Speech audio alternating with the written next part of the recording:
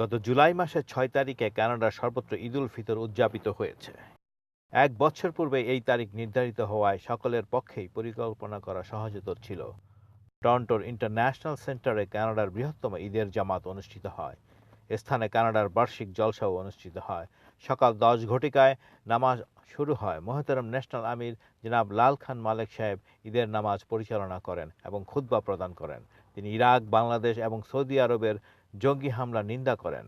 প্রায় ৯,০০০ টরন্টোবাসী নারী, পুরুষ, ছেলে ও মেয়ে এতে অংশগ্রহণ করে এবং পরস্পরের মধ্যে শুভেচ্ছা বিনিময় করেন। মজলিস খদ্দামুল আহমদিয়া কানাডার ট্রাফিক ও নিরাপত্তার নিয়ন্ত্রণের দায়িত্বে ছিল। কানাডার বাইতুল ইসলাম মসজিদে ঈদের দ্বিতীয় বৃহত্তম নামাজ অনুষ্ঠিত হয়।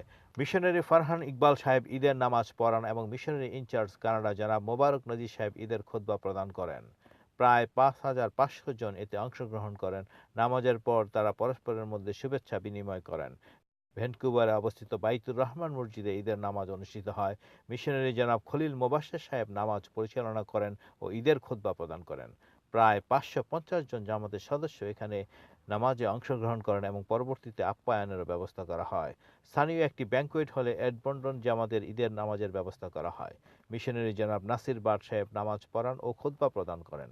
প্রায় ৪৮০ জন এতে অংশগ্রহণ করেন এবং নামাজ শেষে পরস্পরের সাথে শুভেচ্ছা বিনিময় করেন।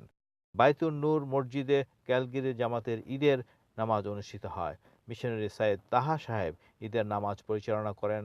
২,৫০০ জন জামাত মেম্বার এতে অংশগ্রহণ করেন। কানাডার অন্যান্য শহরেও অনুরূপভাবে ঈদের নামাজ অনুষ্ঠিত হয়।